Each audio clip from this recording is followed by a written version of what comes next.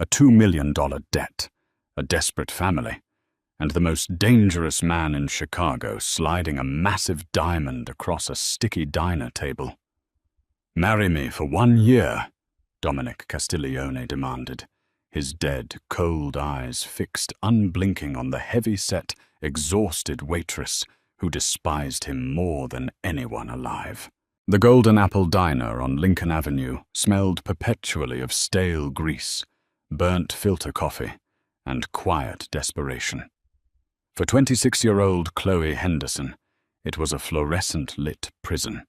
She was a big woman, unapologetically fat, with thick thighs that ached after 12-hour shifts, and a soft, wide stomach that her tight polyester apron dug into mercilessly. She didn't have the time or the money to care about beauty standards.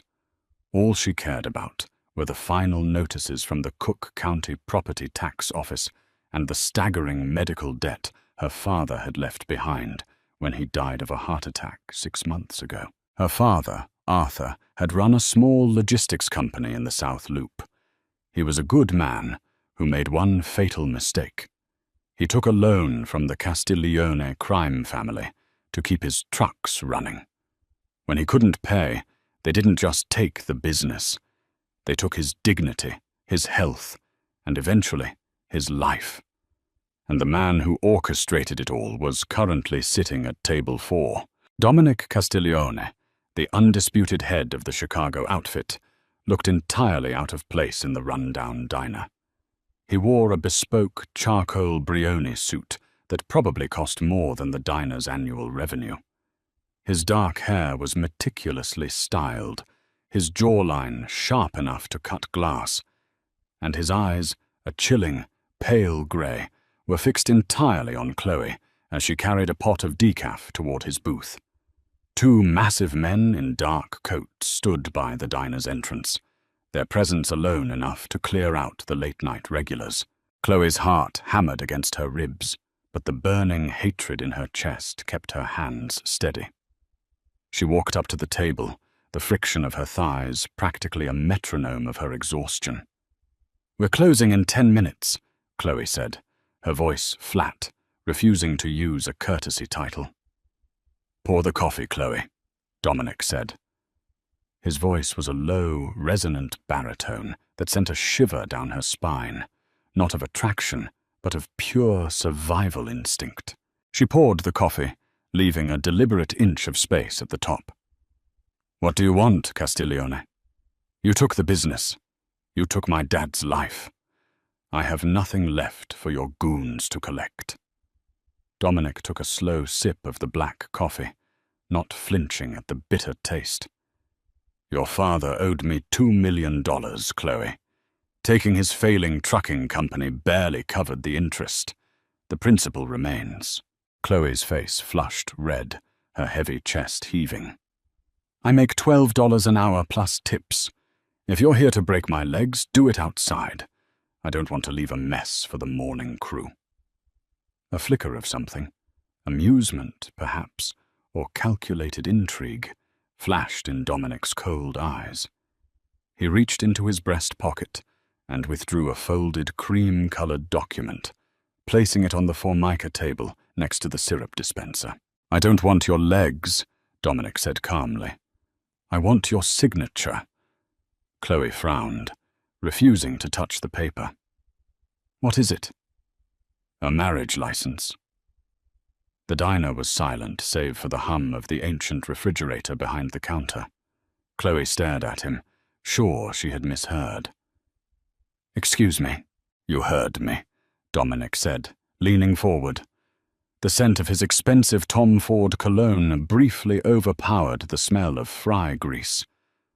"The federal government is preparing a RICO indictment against me. District Attorney Robert Kessler is gunning for my head, and he's painting me as a ruthless, untouchable monster. My legal counsel has advised an image rehabilitation, a highly publicized marriage to a civilian. So go marry one of those plastic Russian models you hang around with at the Gold Coast clubs," Chloe snapped. "A model won't convince a jury of working-class Chicagoans that I am a grounded family man." Dominic countered, his voice smooth and devoid of emotion. You, however, will. His eyes unapologetically swept over her body. You are normal. You are a hard-working, heavy-set, debt-ridden waitress from the North Side. You are the absolute antithesis of everything the FBI claims I value. If I marry you, it creates cognitive dissonance for the prosecution. They won't know how to categorize me. Chloe let out a harsh, incredulous laugh. You want to marry me because I'm fat and poor? To use me as a prop in your federal racketeering trial? I am pragmatic, Dominic replied, unfazed. Here are the terms. We marry for exactly 1 year. You will move into my residence at the St. Regis. We will sleep in separate rooms, but you will attend public functions on my arm, smile for the cameras, and play the part of a devoted wife. In exchange, the $2 million debt is forgiven immediately. Furthermore, upon the dissolution of our marriage in 12 months, I will transfer $5 million into an offshore account in your name. Chloe felt the floor tilt beneath her. $7 million in total value. The foreclosure on her mother's small house in Evanston, the medical bills, the crushing, suffocating poverty. It could all be gone with one stroke of a pen. Why me? She whispered, the fight temporarily draining from her. There are thousands of struggling women in this city. Dominic's expression hardened, a dangerous shadow crossing his face. Because your father hid a flash drive before he died. A drive containing shipping manifests for the outfit. My men tore his office apart and found nothing. I believe you have it, or you know where it is. Keep you close. Keep the feds off my back and wait for you to lead me to the drive. It is a highly efficient solution. Chloe stared at the devil sitting in her booth. She didn't have the drive. She had no idea what he was talking about. But if she told him that, he would destroy her mother. He would destroy everything. 1 year, Chloe said, her voice shaking, though she forced her chin up. And you never touch me. I have no intention of it, Dominic said coldly. He slid a small velvet box across the table, popping it open to reveal an emerald-cut diamond ring, so large it caught the dim fluorescent light and shattered it into rainbows. Put it on, he ordered. 3 days later, Chloe Henderson ceased to exist. In her place was the heavily scrutinized, profoundly out-of-place fiancé of Chicago's most feared man. The transition was brutal. She packed her few belongings into a garbage bag, kissed her bewildered mother goodbye with a fabricated story about a wealthy tech investor she had been secretly dating, and was driven in a bulletproof Cadillac Escalade to the 87th floor of the St. Regis, Chicago. The penthouse was a sprawling, sterile expanse of floor-to-ceiling glass, white marble, and cold steel. It looked exactly like the man who owned it. Her first introduction to her new life came in the form of Lorenzo Rossi, Dominic's underboss. Lorenzo was a sharply dressed, volatile man with a scar slicing through his left eyebrow. While Dominic was a block of ice, Lorenzo was a lit match. You really think this pig is going to fool the DA? Lorenzo sneered, pacing the living room while Dominic sat at the massive dining table, reviewing ledgers. Chloe stood near the entryway, feeling her face burn with humiliation. Watch your mouth, Lorenzo, Dominic said, not looking up from his papers. Look at her, boss, Lorenzo pressed, gesturing wildly at Chloe's plain jeans and oversized sweater. She doesn't fit in our world. She's going to crack the second Kessler gets her in a deposition. She's weak and fat. Chloe's hands curled into fists. She had spent her entire life enduring cruel comments about her body, but the absolute dismissal in Lorenzo's voice sparked an anger that overrode her fear. I might be fat, Chloe said loudly, her voice echoing off the marble floors. Both men froze. But I'm not weak. My father worked himself to the bone, while parasites like you sucked him dry. I can survive 12 months in a fancy apartment. Can you survive when the feds finally kick down your door? Lorenzo's hand instantly flew to the holster under his suit jacket. He took a menacing step toward her. Lorenzo! Dominic's voice snapped like a whip. It wasn't loud, but the lethal authority in it made the underboss freeze in his tracks. Dominic finally looked up, his pale eyes pinning Lorenzo to the spot. If you ever draw a weapon in the presence of my future wife again, I will cut off your hands and feed them to the dogs at the Navy Pier warehouse. Get out! Lorenzo swallowed hard, his face pale. He shot Chloe a venomous glare before turning and storming out of the penthouse, the heavy oak door slamming behind him. Dominic slowly stood up, smoothing his tie. He walked over to Chloe, stopping just inches away. She had to tilt her head back to meet his gaze. She expected a reprimand for speaking out of turn, but instead, she saw a microscopic shift in his rigid posture. You have fire, Dominic observed quietly. Good. You will need it. Tomorrow, the press will announce our engagement, which means we need to fix. He gestured vaguely to her worn-out clothes. This. The next morning, Chloe found herself flanked by 2 massive bodyguards, walking into a highly exclusive appointment-only bridal boutique on Oak Street. Dominic had insisted on accompanying her, a silent, imposing shadow at her back. The boutique was dripping with crystal chandeliers and smelled of expensive lilies. The manager, a severely thin, sharp-featured woman named Vivian, rushed forward, her eyes lighting up at the sight of Dominic Castiglione. Mr. Castiglione, an honor, an absolute honor, Vivian gushed. Then her eyes shifted to Chloe. The smile didn't entirely vanish, but it turned brittle, her gaze sweeping over Chloe's wide hips, thick arms, and heavy stomach. We need a wedding gown, Dominic stated flatly. The wedding is in 3 weeks at Holy Name Cathedral. It needs to be spectacular. Vivian blinked, looking between the intimidating Mafia boss and the plus-size woman beside him. Of course, though I must admit, Mr. Castiglione, our sample sizes are strictly European. Size 2, perhaps a 4. We cater to a very specific clientele. We don't generally stock gowns for robust figures. Chloe looked down at the plush white carpet, a familiar, heavy shame sinking into her chest. It's fine, she mumbled, turning to Dominic. We can go somewhere else. A department store. We are not going to a department store, Dominic interrupted, his voice dropping an octave, cold and deadly. He stepped closer to Vivian. The boutique manager took an involuntary step back as the sheer, suffocating aura of a killer washed over her. My fiancée, Dominic said, emphasizing the word, is not a sample size. She is a woman. And you are a dressmaker. You will close this boutique to the public for the remainder of the week. You will fly in your best seamstresses from New York or Paris or wherever the hell you get them.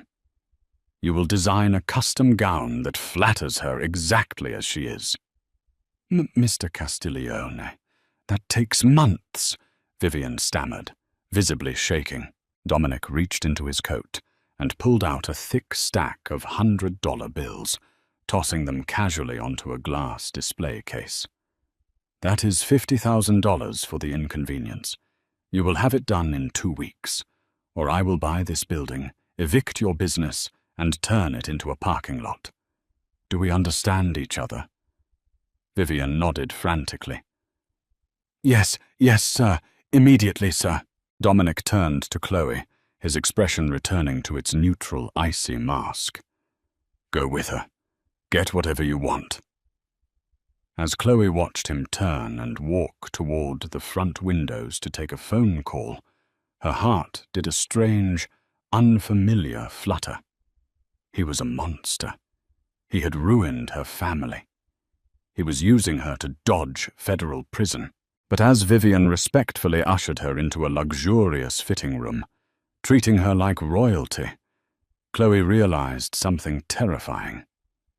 Dominic Castiglione was the only man in her entire life who had ever defended her, and the twisted reality of their fake marriage was already beginning to blur the lines of her hatred. 3 weeks later, the heavy wooden doors of Holy Name Cathedral swung open, and Chloe Henderson stepped into the blinding flash of 100 camera lenses. Outside the barricades, the Chicago press corps clamored like starving wolves, shouting questions about the mobster and his mysterious bride.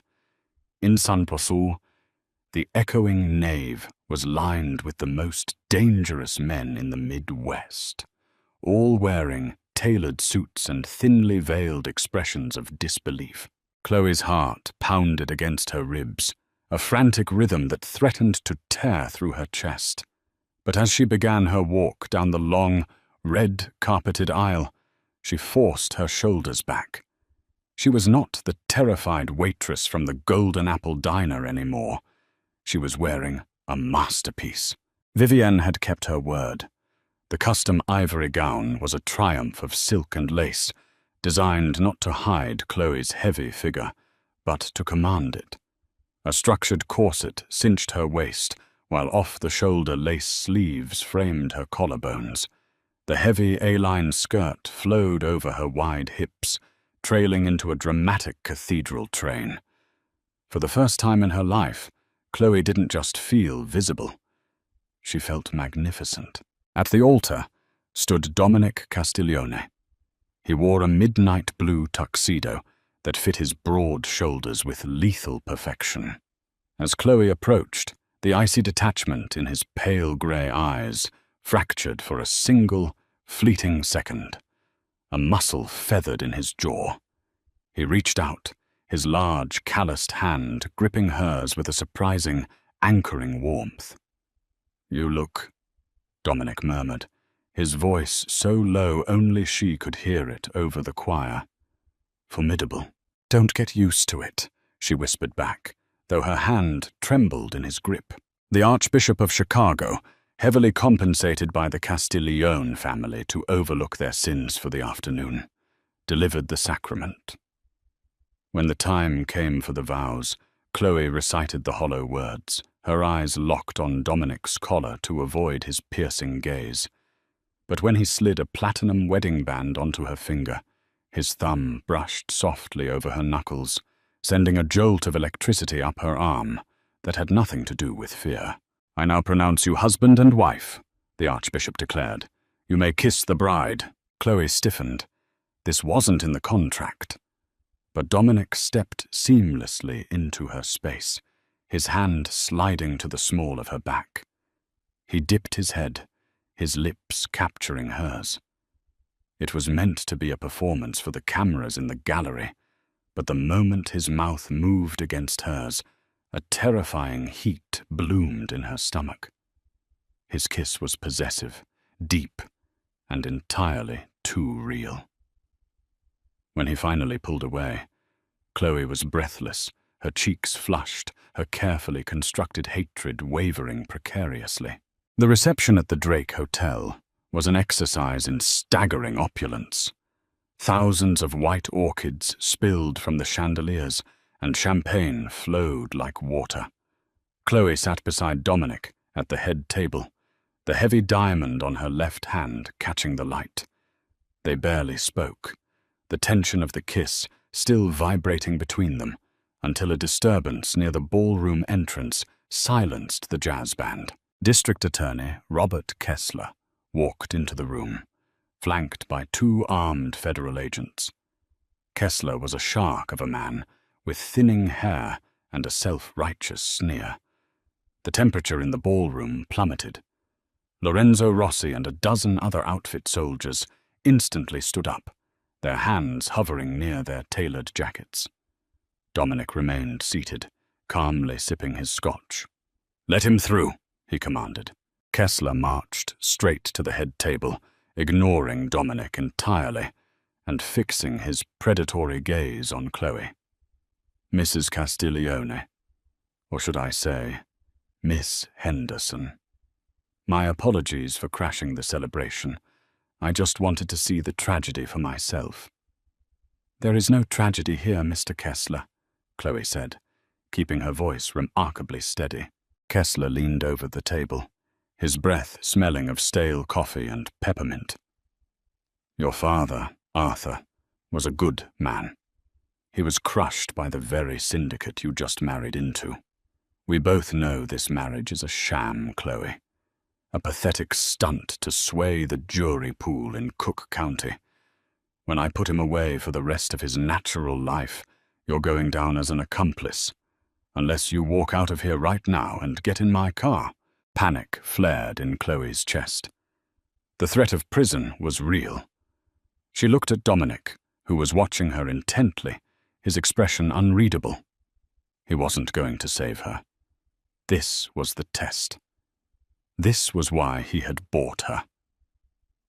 Chloe stood up, the heavy silk of her gown rustling loudly in the dead silence of the ballroom. She picked up her champagne flute, looking Kessler dead in the eye. "My father made poor business decisions, Mr. Kessler," Chloe said, her voice carrying across the silent room. "But my husband stepped in and paid off the debts my father left behind. He saved my family from bankruptcy, while your office did absolutely nothing to help us.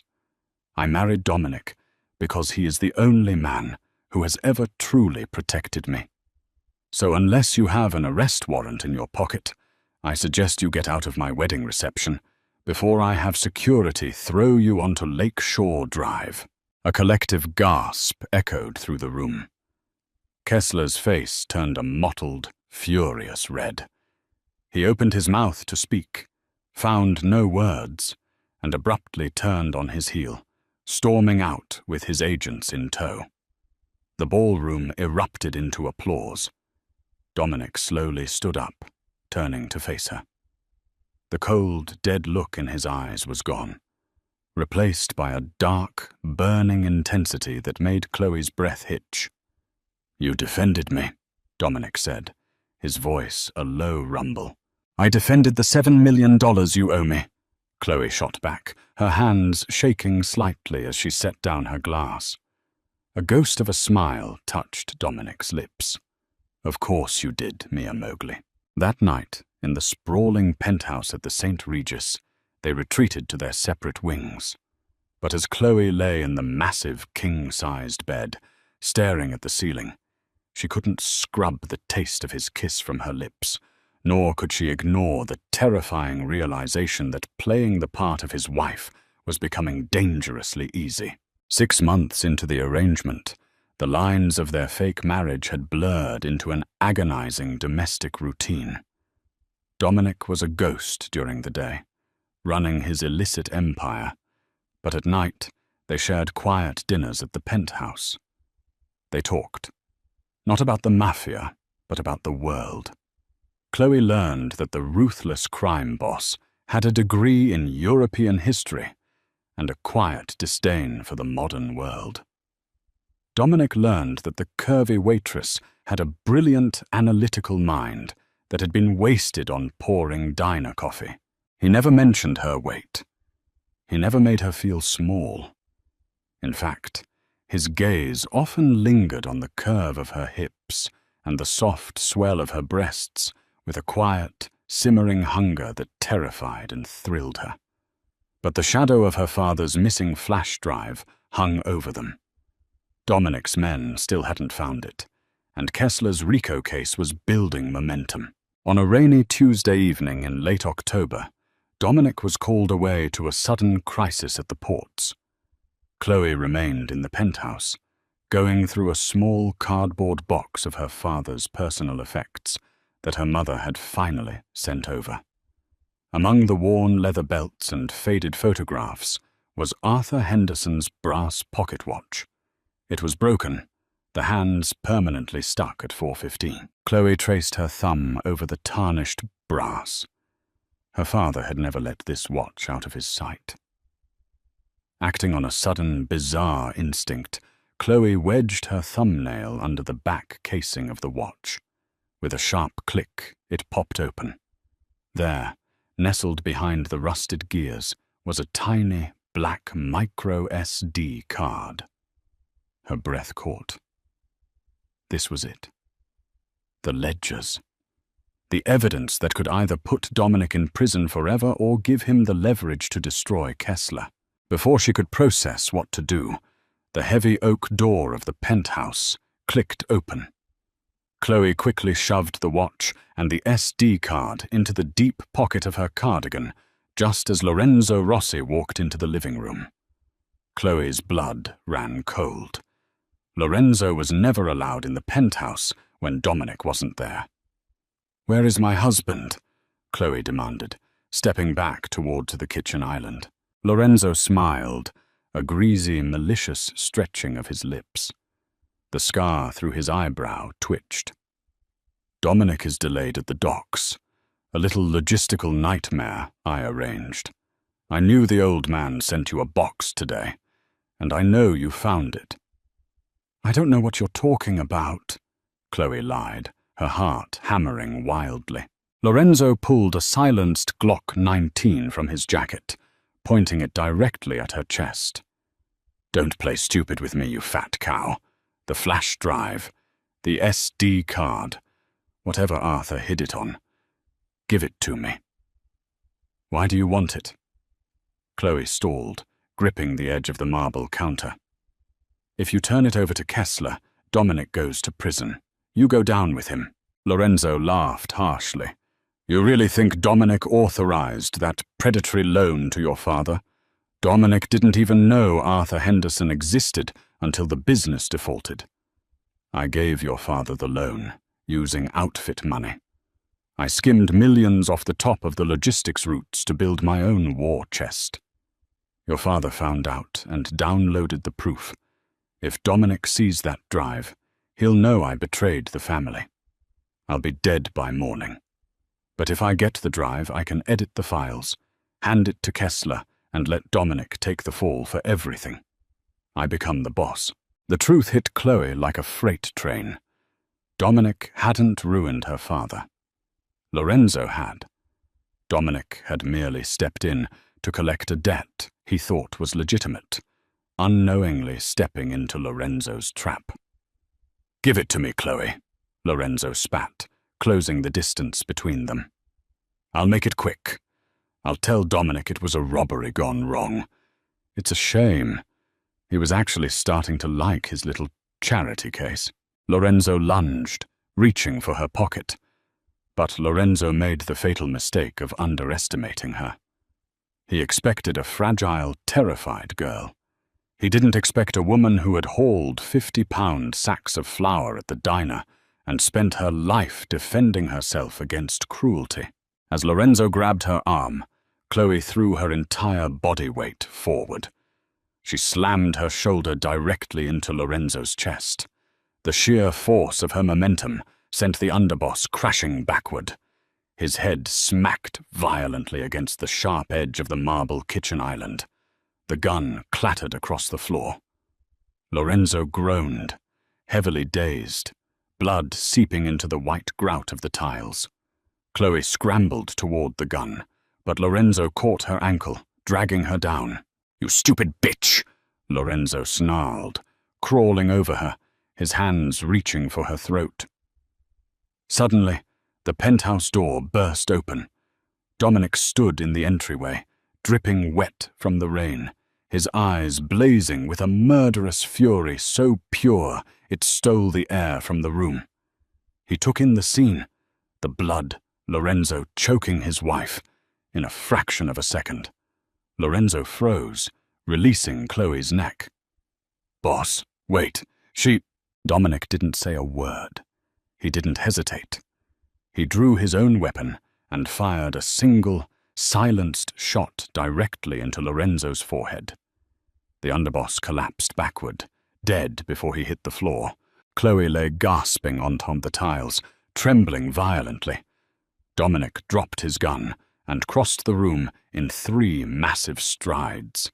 He fell to his knees beside her, his usually immaculate suit soaking up the blood on the floor. He pulled her into his chest, burying his face in her hair. His hands were shaking. The cold, unfeeling Mafia boss was shaking. "Are you hurt?" he demanded, his voice thick with a desperate, terrifying panic. His hands roamed over her shoulders, her neck, checking for injuries. "Chloe, look at me. Are you hurt?" "I have the drive," she sobbed, pulling the micro SD card from her pocket with trembling fingers. "It wasn't you, Dominic. Lorenzo gave my dad the loan. He was skimming. He was going to frame you." Dominic stared at this tiny piece of plastic, then looked back at Chloe's tear-stained face. He took the drive, tossed it carelessly onto the counter, and pulled her back into his arms. "I don't care about the drive," Dominic whispered fiercely, pressing his lips to her forehead. "I care that he touched you. I should have killed him the day he insulted you in this very room." "The contract," Chloe choked out, clinging to the lapels of his ruined suit. "The DA's case will collapse when you give them the real files showing Lorenzo's independent theft.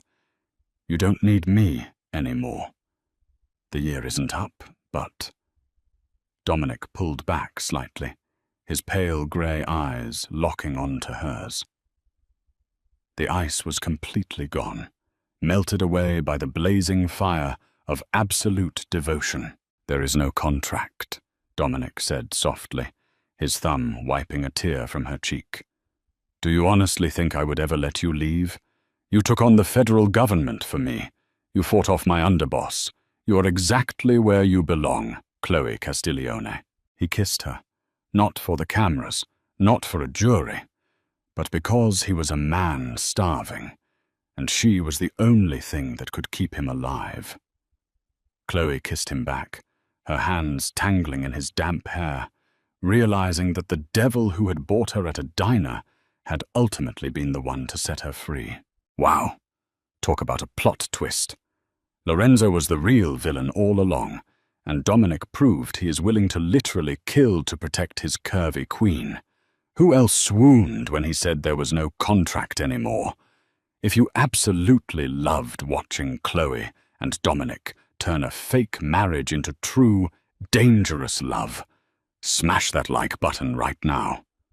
Share this story with anyone who loves a fiercely protective Mafia boss and a strong heroine. And don't forget to subscribe to our channel for more intense, dramatic romance stories every single week.